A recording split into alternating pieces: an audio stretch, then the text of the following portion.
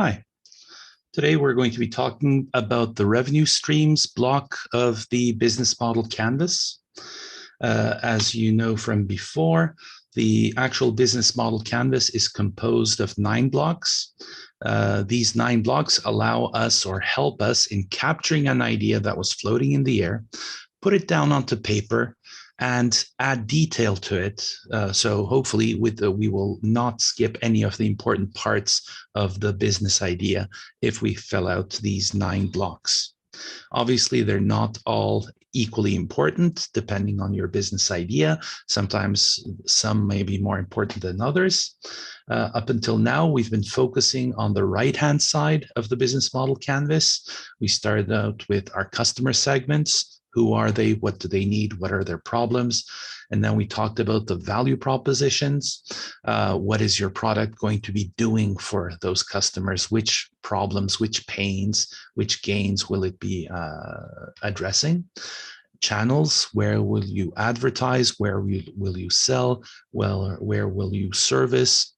And so on, all of these about how does your product get to your customer, and then customer relationships, how do you get, how do you keep, and how do you grow your customers? Do you sell them, do you sell everybody an identical standardized product, or do you customize? If you customize, for which customers do you customize? What technology do you use? What methods do you use? How costly is this? All of these are part of the customer relationships. And obviously, how much do you pay to get one new customer, the customer acquisition cost? And how much money do you make from that customer? Or how much do you expect to make from that customer? Lifetime value. These subjects were part of customer relationships. So now we get to the bottom of the right-hand side, the part of the business model which is more easily observable from the outside, as opposed to things over on the left, which are kind of happening behind the stage, behind the screen, and as a result are not as easy to see. So down at the bottom of the right-hand side, we have the revenue streams, or how are you going to make money from this business idea? And things have been evolving over time. So we have a bunch of new revenue streams or revenue models that we need to introduce. So taking a closer look at this, what is it that bothers the customer enough so that when you solve it with your proposed product or service, customers are going to be willing to pay for the ability to use that product or service? Are you going to charge them a single price? Are you going to differentiate the prices? Are you going to get money just once, or are you going to get money on a recurring basis? How much money are you going to get? All of these are part of the revenue streams, part of the business model. So what type of companies are we going to look at? Well, we have HP and its inkjets, which we will talk about. We have Spotify with the music service that it provides. We have Xerox and its photocopiers. We have Apple and quite a few aspects, and we'll talk about Apple, especially with regard to what they're doing in the pricing side of things. Okay, so first of all, what kind of revenue models can we have? The oldest and most typical thing that comes to mind is, well, I have a product or I have a service and I'm going to sell this. So I will be giving them this, and in return, I will be making money. So if I sell 1,000 units and I get 10 lira for each of these, I will have made, 10,000 lira. Another alternative, however, is rather than sell this, would it be possible to rent the product or the service? And renting has the advantage that it hurts less initially when the customer buys the product, and it may also reduce the risk. So you're kind of splitting up the cost rather than getting all of it at once. You're getting it in installments, taksit, and sometimes this can make a big difference. Especially, this can be very profitable if the customer tends to hang around for a long time. Then you may actually make more money from renting or leasing something rather than directly selling it. And then we have subscription models. So in a way, you can think of this as renting, when the side that wants the product or the service Again, rather than buying something, they simply subscribe to the service, and at regular intervals, weekly, monthly, annually, whatever that interval, they make payments. And again, the way to the secret to making good money from a subscription service is making sure that the customer stays with you for a long time, so that they end up paying you again and again and again. Again, the nice thing of a subscription revenue model is that as long as the subscribers hang around, next year, when you start the year, you begin with the old existing subscribers, which are ready to pay to you again, at least a portion that stay with you. A certain portion may be lost. This is called churn, but the ones that stay with you pay you again. So you don't start from zero. So adding on top of that, that can help you grow. Whereas if you were selling them, each year you start from zero. Okay, so you need to start selling and sell a lot of things to be able to hit last year's numbers and hopefully exceed it to grow. Other things, pay as you go. So this is kind of similar to renting as opposed to, selling something. But the amount of the payment that you receive depends on how much the product or service is used. So it could be that rather than buying a car, you might enter into an agreement where you rent the car, but you pay by the minute, by the hour, or by the kilometer, kind of like a taxi is a pay-as-you-go service, right? Okay, what else? Well, software as a service. This is the idea that you don't necessarily have to buy the product to get the benefit from it. Simply using a product, software in this case, may suffice. So SaaS products or software as a service, an example of this could be, for example, office programs. It used to be that you would go out and you would purchase Microsoft Excel or Microsoft Word or the whole package Microsoft Office. And then you would receive it on diskettes and then on CDs, and then we started to just download it. But today, Microsoft also offers something where you don't actually install it on your computer and you don't own the software. You simply use the software, which is installed on the cloud, and from any computer that is connected to the internet, you can connect to the cloud and use it and save everything you have there. And you're simply using the benefits of that software. So you're purchasing software as a service. I'm getting basically word processing service by using Microsoft, I think it was called 724 or something like that. Okay, what else? Well, you can have direct sales where you go to the customer and directly try to sell them to them door to door or office to office. This is interesting. Freemium products. This is kind of a new addition where the company offers you a basic product for free. But on top of this, if you want a more fancy version of the product or the service, you start paying for it. So it's the free plus the premium, which is combined into the word freemium. For example, Dropbox, okay, gives you a certain amount of space for free. But if that is not sufficient for you, you start using it, you like it. After a while, you fill it up, and then you say, I need something more. I need some extra space.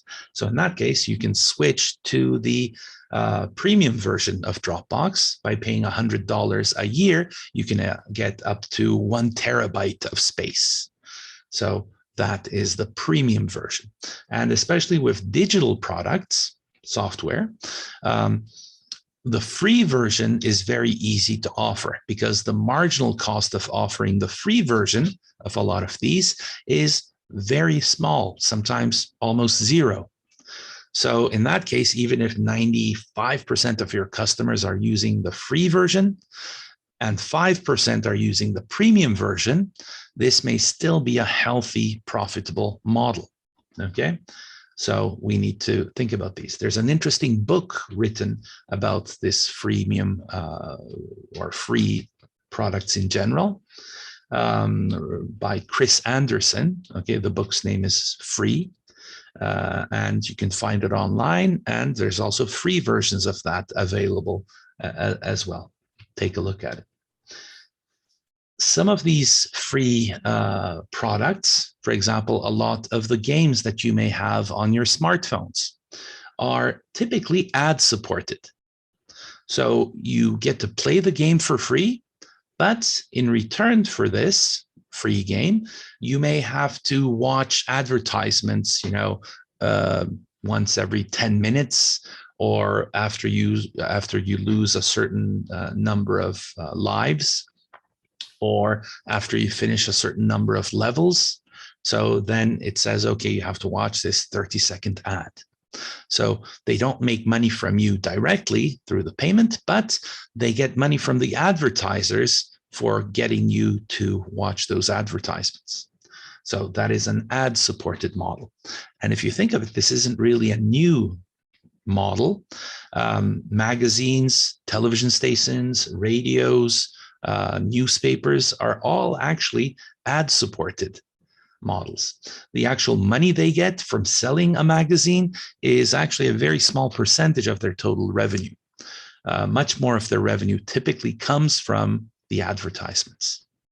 So don't forget that. But be careful, because to really make good money from advertisements, especially online advertisements, if you only have hundreds of users or even thousands of users, it's not going to make you a lot of money. The prices are changing, but there were some numbers where it said that for 100 views, you might maybe get $3 or $4. The number actually has gone down significantly since then. It also depends on where your customers, where your users are from. But, so if you have thousands of users, you're not going to be making a lot of money. But if you have millions of users or viewers or people that come to your website, to your blog, then yes, ad-supported model may make sense in those cases. What else can you have? Again, a lot of games have in-app purchases, okay? So you get to play the game, you enjoy it, you're having a lot of fun, and then you come to a certain point where you're not able to continue, and you keep on coming there and failing. Up pops a message: would you like to buy the ability to walk through walls for 99 kurush? Well, sometimes people say, okay, yeah, or would you like a jetpack for 99 cents? And you may decide, well, yes, to continue, I need this, so I'll pay them this amount. Or sometimes you say, no, I don't want to spend any money on this. It's a free game. Why should I spend money? In that case, sometimes they say, okay, as an alternative, why don't you share this video or this advertisement of our game to 10 of your friends on Facebook? So you think to yourself, well, it's not costing me any money. Yeah, I'll just, spam my friends with these unwanted videos. Well, in a sense, you're actually doing a lot of valuable work. You're acting as a salesperson for that game, for that, service provider, whoever they are. Because a lot of the money they make from that game, they were going to spend back on advertising anyways. And by getting you to directly share that video, they're actually cutting out the middleman. And it might actually be more favorable for them to get you to share the video rather than just watch videos. What else can help you make money? Well, there are marketplace models. We talked about these as well. So you have producers, and you have people that you have the supply side and you have the demand side, and you bring them together and earn a commission by having them exchange their products, like yemek for food ordering. And again, yes, making a commission. We've had a lot of people come with ideas. For example, I want to set up something where I bring together university students with other students that want to get lessons from them or learn English with them. Both of these we've had in the past, and we will make a commission by, getting a certain percentage of the exchanged values of the goods. What else do we have? Well, bait and hook models. And we'll see some examples of this a little later. Bait and hook model is when you attract the customer by offering them something valuable, either for free, like in the freemium, or at a very low cost. And once they use it, in order to continue to use it, they need to buy something else from you on a continuing basis. And that's where you make the real money. This is sometimes called the Gillette razor model, or the inkjet printer model, are pretty good examples of the bait and hook. We'll look at them a little more closely. And excuse me for that. What else will we have? Well, we have these other software programs that you install and use on your computer or on your phone. And some of them are pure shareware or freeware. They've basically just written it and then said, okay, whoever wants to use it can use it. And you can do it that way. What else can you have? Well, sometimes they say, if you use it and you're happy with it, you can donate to this bank account. Okay, so in that case, it can be very useful for you as the preparer of the software. And you said, hey, they can use it for free, and if they decide to donate, nice. But some people want to bring this to the forefront a little more. So they have models which are nagware, where they constantly remind you, yes, this is being used for free. Well, if you want this to be removed, why don't you simply pay us 5 lira, 10 lira, 50 lira, whatever. So that is the nagware version of this. And finally, you have crippleware, where they let you use the software, maybe 5 times, 10 times, and then they limit what you can do with the software. Sometimes it's a watermark that they put onto the pictures. Sometimes it's how long the clip can be for, or sometimes you can use it, but it prevents you from saving something. So all of these are ways that you can make money from your business idea. Wholesale versus retail. Wholesale, toptancı, when you sell in bulk in large amounts, and typically it goes from the wholesaler to the retailer that sells it to the individuals. Or sometimes it might be the wholesaler which sells it to the restaurants, which then prepare food and so on. So these are all different versions of that. For retail, you can have different versions of it as well. So a retail brick and mortar store is the typical store that you think of, right? Like a bakkal or a restaurant would be typical retail brick and mortar shops. But you can also have retail, which is not done in an actual physical store, but which is done online, in which case you can call this e-tail or e-retailing, or just, an e-business. And finally, you can have mail order. This is kind of an older version of the internet businesses, where you would, maybe find a product in a magazine. You would call a number and you would place an order, or rather than through a telephone, you could send them something through the post office, and they would receive it and they would get the payment. Maybe you would send them a check, or maybe it was a credit card number, and then they would send you, the product again through mail. So that is a different kind of revenue model again for selling or subscribing, all of the others. Now let's look at some examples a little more closely. So Xerox is a pretty famous company. Today you may think of them for printers, but originally they were the people that invented photocopying.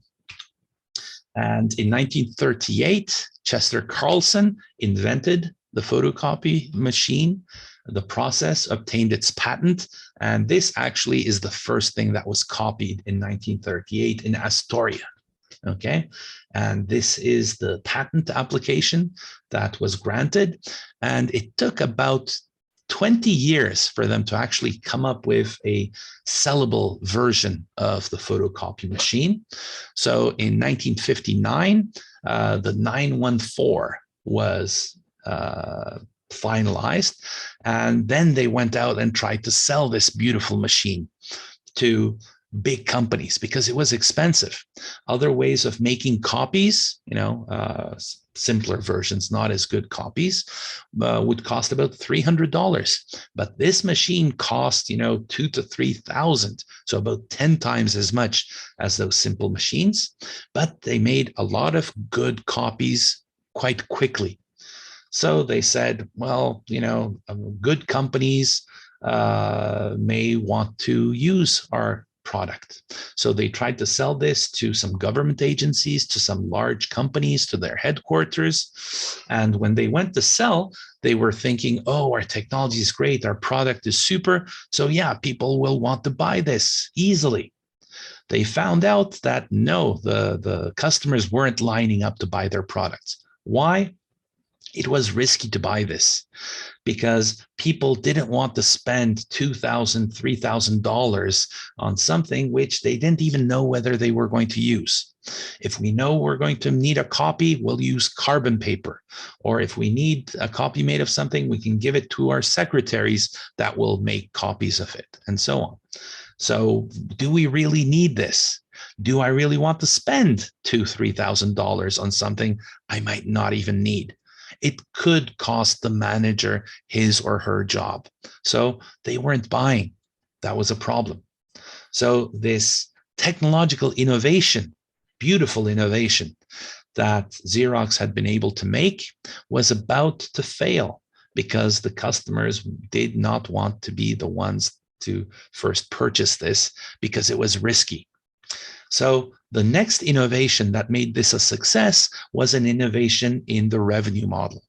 So Xerox said, okay, so if you don't want to buy it, why don't we make a different kind of deal? So I will bring my copiers that Xerox owns. I will put them into your stores. Give me a little area, maybe a couple of meters square, where I will put my my photocopy machine. I will service it. I will make sure it has paper. I will make sure it has ink, cartridges, and all this. And if it breaks down, I'll have it repaired. And if you don't use it, you don't have to pay me anything, or maybe a small payment. But if you do use it, then I will want a certain amount of money per copy that you make.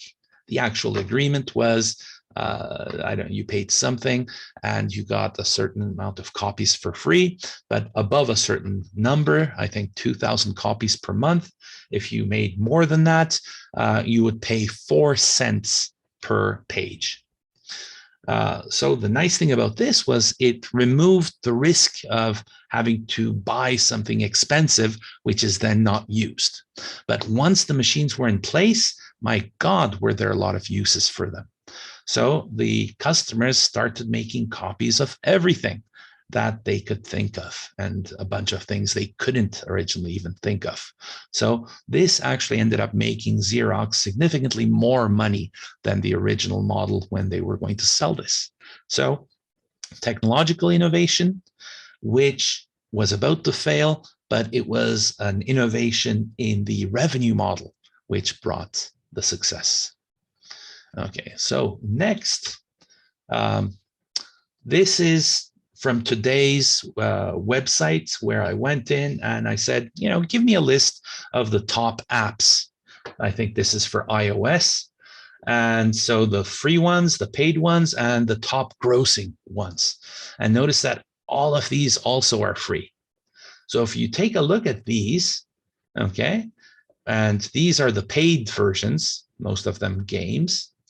But there's also a bunch of games in here. It's like Subway Surfers, like Candy Crush, like Royal Match, and so on. And they probably are making a lot of money for their owners as well. But how do you make money from these free apps?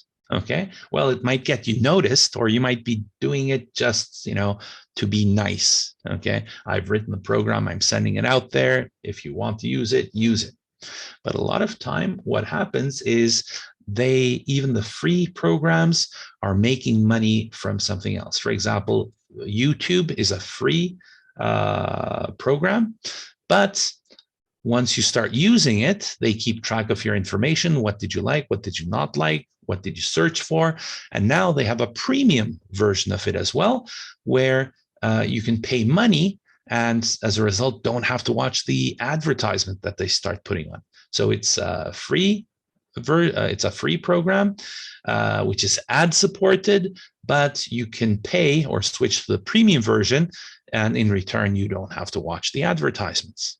And it's also a subscription because that payment is not a one-time payment; it is a recurring payment. So some of the ways which combines some of the revenue models that we had seen before.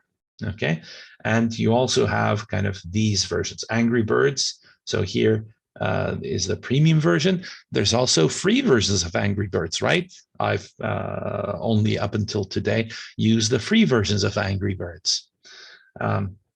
So that gives you a certain number of levels that you can pay for free. And then if you like the game, if you want to continue, you'll have to switch up to the paid or premium version of the app. What else? Well, this is a subscription-based model. So music, for a long time, if you wanted to listen to music, you had a few alternatives. You could listen to the radio and listen to whatever they put up on it, or you could go out and buy CDs. You could download music, and so you could listen to whatever you liked. And Apple was doing this, right? And you didn't even have to buy all of the songs on a CD anymore. So they said, okay, if you want just one song, I guess for $1 per song, you were able to get that song. So Apple was one of the early entrants with its iTunes store into this area. Spotify came in and said, well, what else was going on? There were some people paying for the music, but there were also a lot of people that were not paying for the music, right? They were using things like Napster, LimeWire, Pirate Bay, and they were downloading MP3s. And Metallica, Lars, wasn't happy with this. So what happened is there was this big legal fight going on between people that were ripping from the DVDs into MP3s and then were sharing for free the music. Some people like this, some people didn't like it, and finally the courts decided that this was illegal, obviously, and they shut down Napster, for example. Meanwhile, the founder of Spotify, Daniel Ek and Martin Lawrenson, so they said, well, there probably is going to develop a system which is going to allow the music to be listened to by a lot of people, and also for the authors of the music to be able to make money from this. So Spotify was one of the attempts at this. It was founded in 2006, I guess fully launched in 2008. And initially, they had a platform with a certain number of songs. And you had a free version, which you could watch for a certain amount of time per day, and you had to watch advertisements, and there were limits. And for 10 British pounds per month, you could listen for free to as much music as you wanted. So without advertisements. So that was the premium version of this. And this is one of the streaming services. So you did not download the music. The music stayed online in the cloud, and you simply, received the music that you can listen to on your devices. Okay. And again, there were no limits if you paid the £10 per month.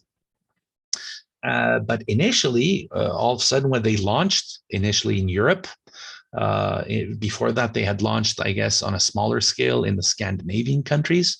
But when they came to Europe, in particular to the UK, all of a sudden, a lot of customers rushed in.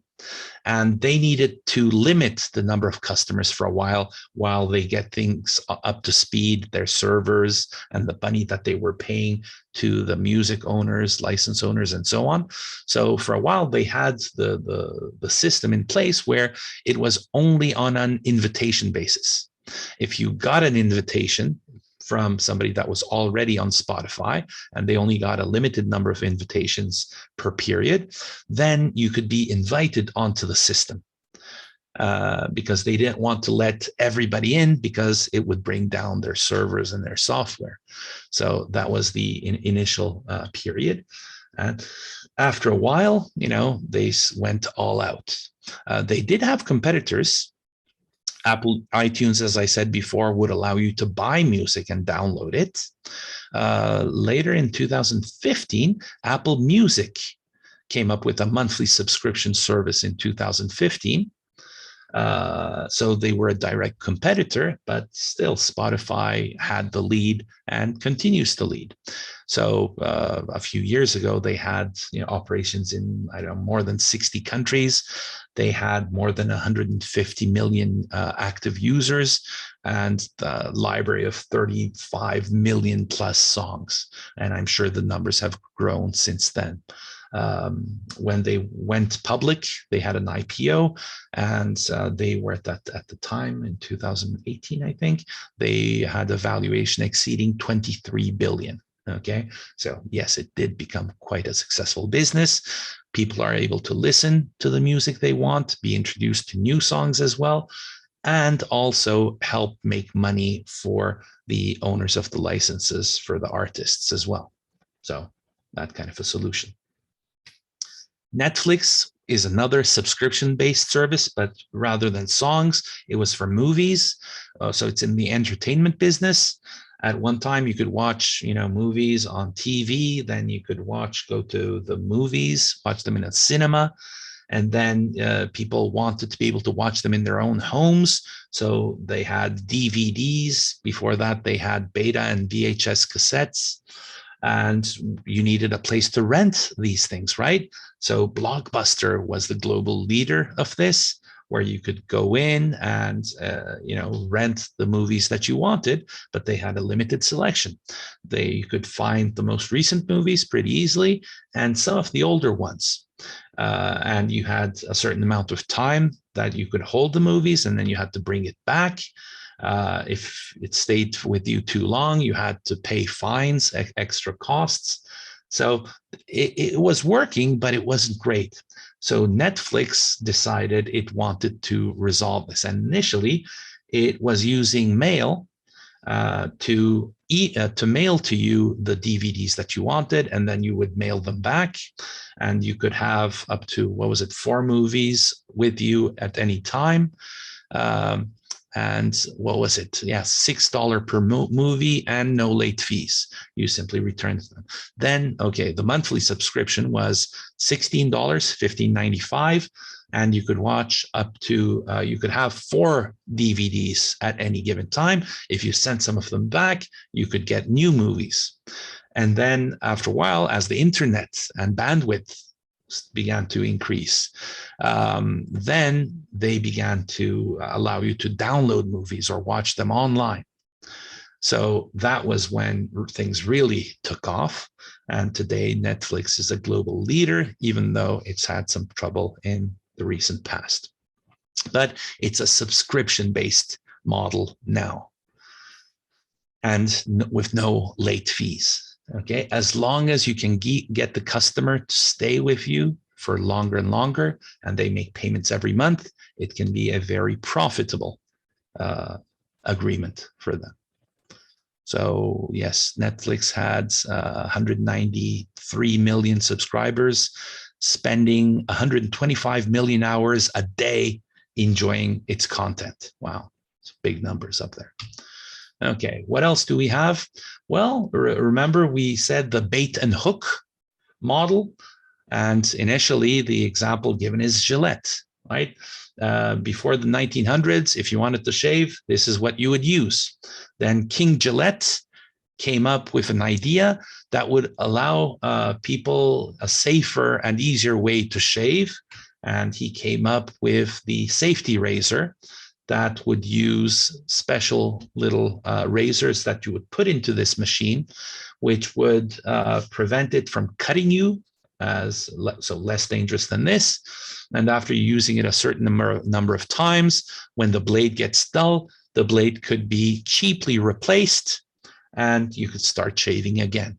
And the idea was to make money from you again and again and again, as long as you stayed a happy customer. So it was the razor blades which actually made the real good money for Gillette Company. Over time, they developed it from this simple safety razor into these versions where the razors no longer are the old classic razors, even though I currently have switched back to something like this and I'm using safety razors. The newer versions had cartridges with 2 blades, 3 blades, lubricating strips, and then individually moving heads.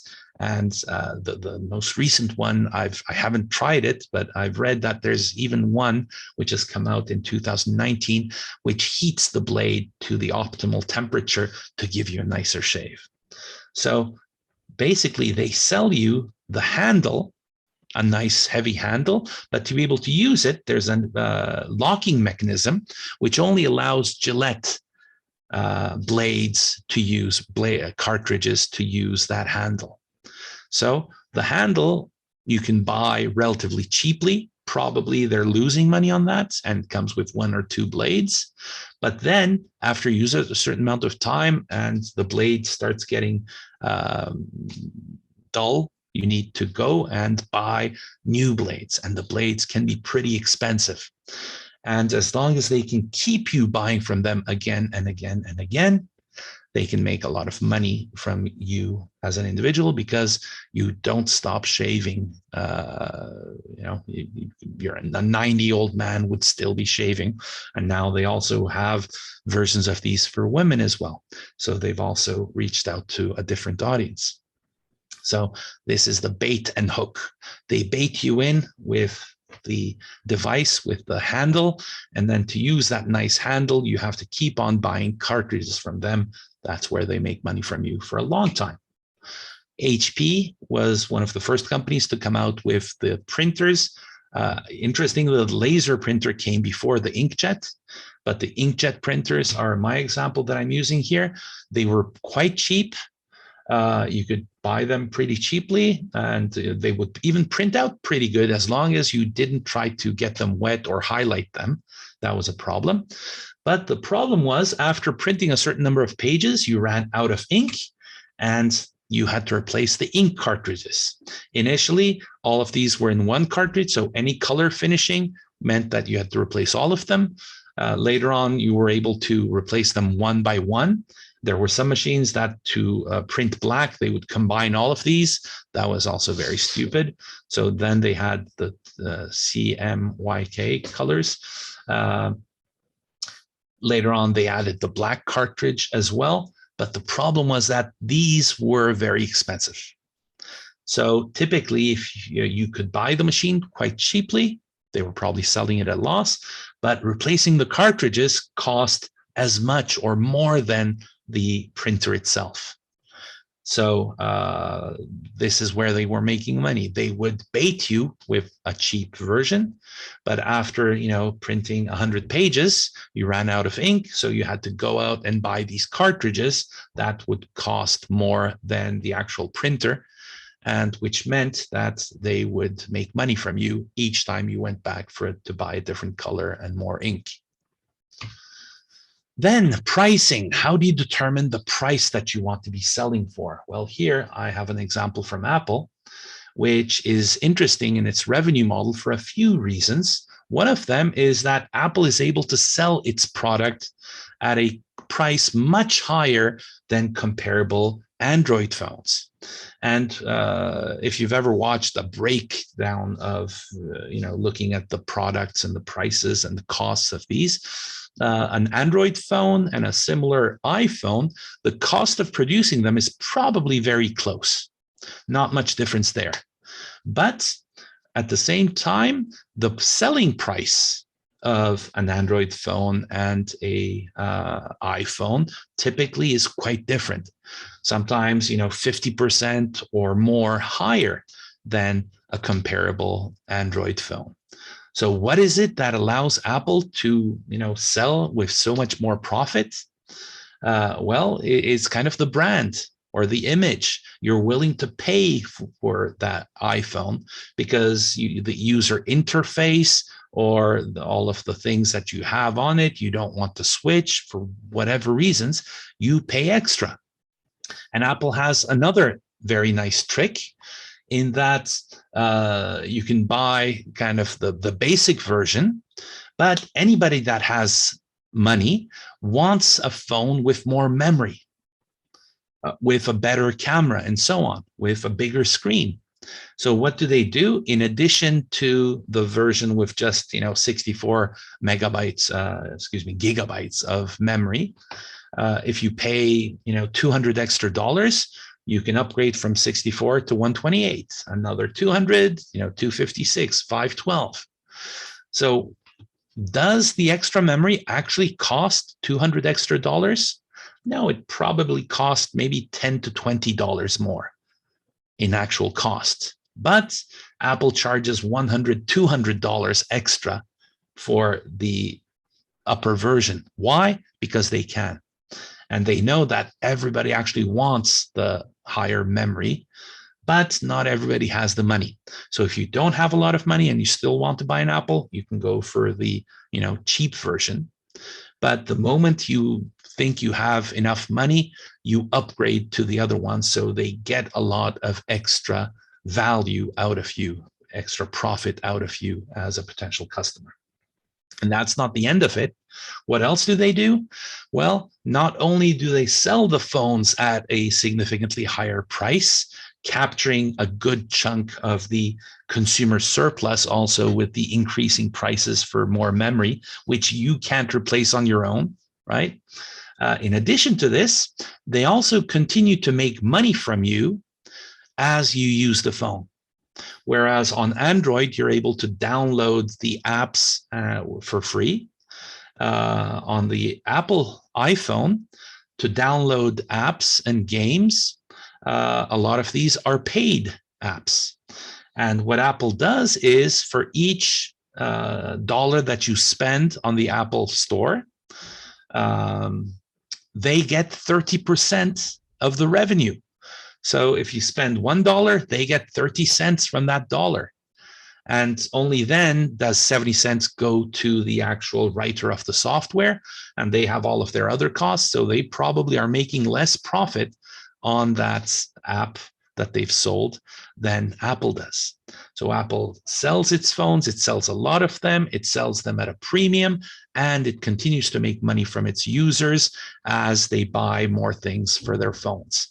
And a lot of times, the owner of an Apple phone will continue to use an iPhone in its second, third, and fourth version as well. So every year or every 2 years, they replace their phone and continue to give more and more money to Apple. So I'm guilty of that as well. You can call me an Apple fanboy if you'd like.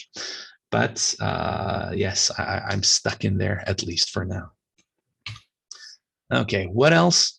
Well, I also threw in the example of Ford into this. Why? Because I wanted to point out something interesting. Where do you think Apple makes most of its money from? Or maybe not makes most of its money, but most of its profit. Where does the profit of Ford come from? Making cars? Yeah, that's its main business, right? So let's take a look at its financial statement. So this is from 2017. So yeah, revenues, most of it comes from automotive, with a little coming from financial services. What kind of financial services? Well, just like other US automakers, Ford has a financing arm. So in North America, very few people will go and will actually buy a new car. They will almost always lease a new car. And typically they'll lease it for, 3 years, 36 months. At the end of 3 years, they'll often just return the car, get a brand new one, and it's under warranty. So repairs and so on are taken care of immediately. So they always drive a nice new car and without very high monthly payments. So they can afford it. But the interesting thing for us is, okay, so most of their sales, most of our revenue is coming from automotive, with just a little bit coming from financial services. So out of this total revenue, costs and expenses, they also have these. But how much of their profit do you think comes from automotive versus financial services? Well, to find that, I had to look into the notes to the financial statements. And in note 24, segment information, I was able to find this. So for 15, 16, 2017, here are the revenues from automotive and financial services and pre-tax income and or loss. So for automotive, out of 140,000, well, this is in millions, so these are billions, I guess. So out of 140, they made just under 10 of profit pre-tax.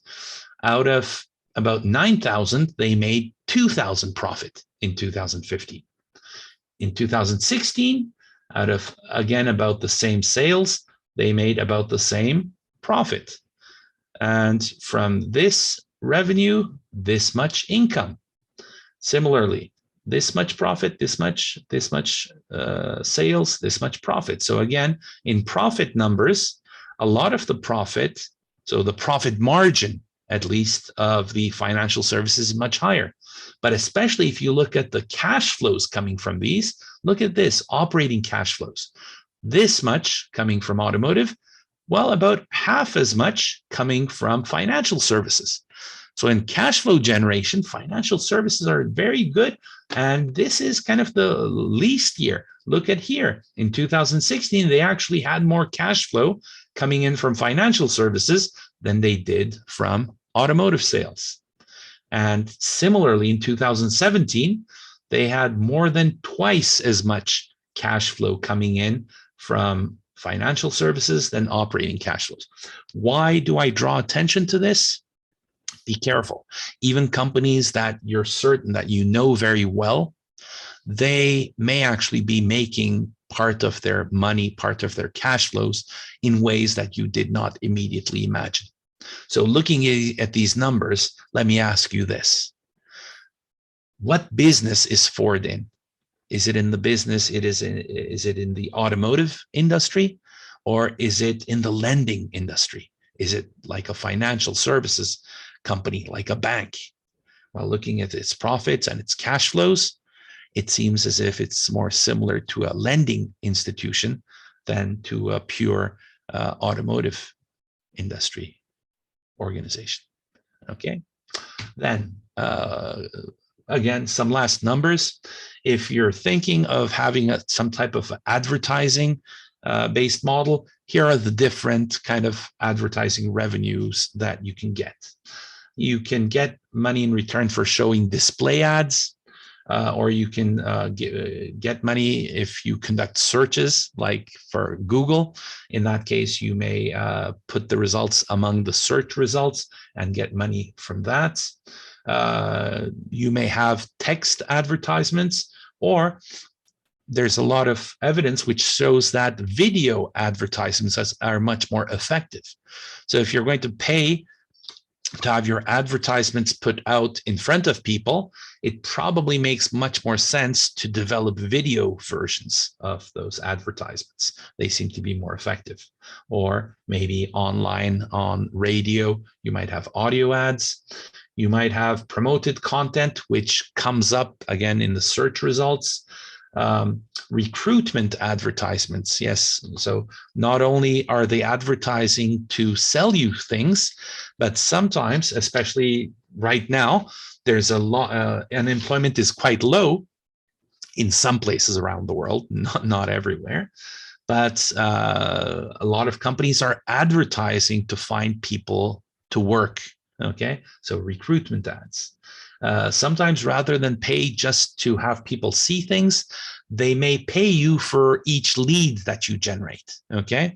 So rather than for watching them, there might be a payment per click, or you might have, let's say that you have a blog and you review technology, phones. Okay.